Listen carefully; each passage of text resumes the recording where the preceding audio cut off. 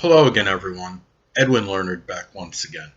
In this YouTube astrological segment, I'm going to be dissertating and talking about in astrology on our natal charts who we are, and let me elaborate on that. When I say who we are, basically who we are astrologically and how we're defined that way. And I mean, in our natal charts, as I've stated it in a number of other videos, I believe the three main proponents are the sun, moon, and ascendant, and that strongly makes up our personality and demeanor, and those are the characteristics I believe we strongly exude or exhibit. However, in all charts, we will have characteristics of every single sign. It just depends on what house it's in, because that is the area or sector of life where those energies will be expressed strongly.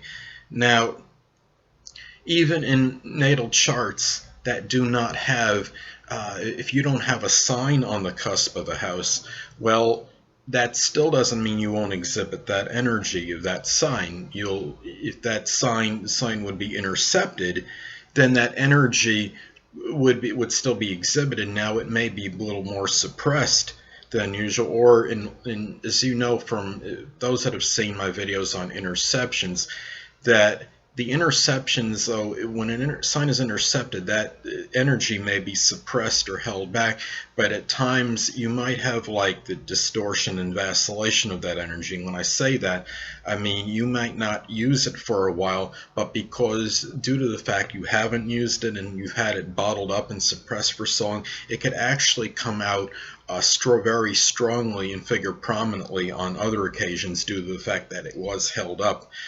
for a long time. So the thing about it is the sun, moon, and ascendant, as I stated before, I think of the three main elements or components in one's chart where you exhibit the most of your personality and as far as your attributes and characteristics. Now, let me give you an example. Now, I mean, the sun is more of our inner self, and I guess you could say it's our true self. Most of you know that the rising sign is our facade and astrological mask, and it's the sign where we project, it's the outer demeanor that's projected, and those traits that are used very strongly and prominently. And the moon is our unconscious and subconscious, and a lot of it has to do with our reactions to others based on early experiences in our life. And I think, like with me, for example, my moon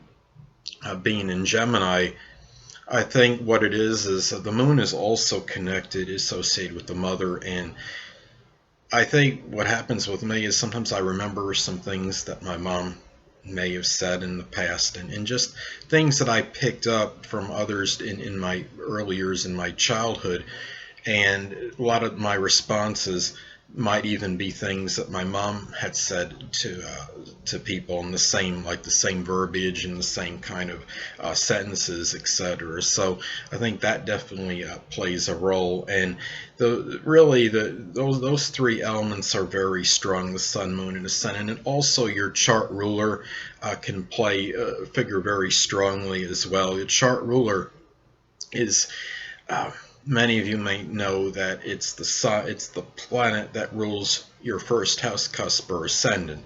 And in my case, my chart ruler is Venus in Leo, and it's in the fourth house. So you got to factor that in as well and put that in the equation. And in my case, Venus in Leo is a kind of position where one may strive for some kind of maybe recognition or some kind of attention or some kind of notoriety or adulation is one way of maybe looking at it. But the fact it's in the fourth house, maybe that's why I like to maybe get some attention, maybe doing like these videos out of my home in the fourth house. And the fact that it's in Venus and it's not the sun, moon, or ascendant may indicate that it comes out, but not as strongly as it would be if it were my sun, moon, and as it were ascendant. So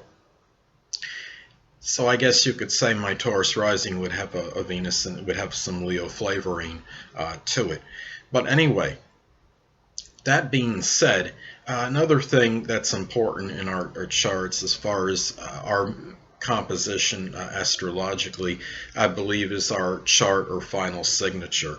And I've said this in other videos, and those of you who've not heard this before, the chart signature, you ascertain that by taking what you have the majority of in your elements in your natal chart as far as your major influences go. And the way I do it, it's the planets and the MC and the ascendant, and the majority you have in your elements, and then the other thing is the qualities, the majority you have in terms of cardinal, mutable, and fixed signs, and that equates to a final signature. So let's say somebody had a preponderance of planets, their major influences in air signs, and they also had the majority of their major influences in fixed signs. Well, fixed and air comes to Aquarius. So Aquarius would be the final or chart signature in one's natal chart.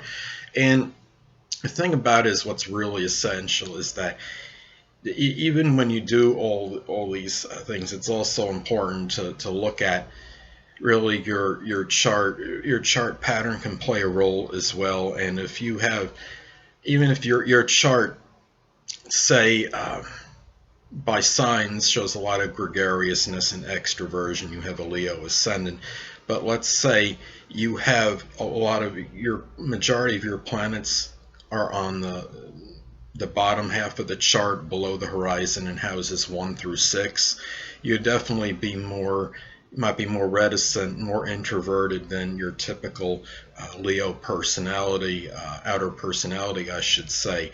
And if, let's say, the chart pattern was bull, well, in a bull chart, the person's temperament, well, the way they can act might be very self-contained, and they don't allow a lot of extraneous influences to affect them. And they might be a little more in themselves than the typical magnanimous or generous Leo personality. So it's important to look at that as well. And really, and everybody, as I stated before, everybody's going to have a certain, is going to exude qualities of every zodiac sign, even if the sign does not fall on a house cusp, or it doesn't fall in their ascendant MC or any of their planets or even their north node, because in that case the sign would be intercepted.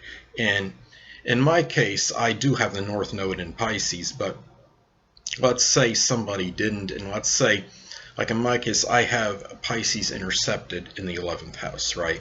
Now, let's say the North Node wasn't there. I would still exhibit or exude some Pisces attributes in matters that are connected with the 11th house, such as friends, perhaps organizations, and my aspirations, my goals, and acquaintances. And in those matters, it could come out. But on the negative side, well, look at Pisces, it could indicate where one kind of deludes themselves, or maybe there's some deception. And this could be indicated, perhaps in my case, through friends, and that maybe I have that unfortunate tendency to attract those kind of people as far as my friends go. On the other side of the coin, it can show the idealism, compassion, and imagination maybe that are connected with friends, or what I want to, or those qualities I might exhibit toward them. But because it's intercepted, they may be held back somewhat and suppressed. But on other occasions, as I stated before, when you have an intercepted sign in your natal chart, at times that energy can actually come out very strongly due to the fact that it was suppressed and held back for for maybe a sustained period, and those qualities might really come out strong in 11th house matters on other occasions. So that's really the important thing to remember as far as natal charts go, and as far as who you are.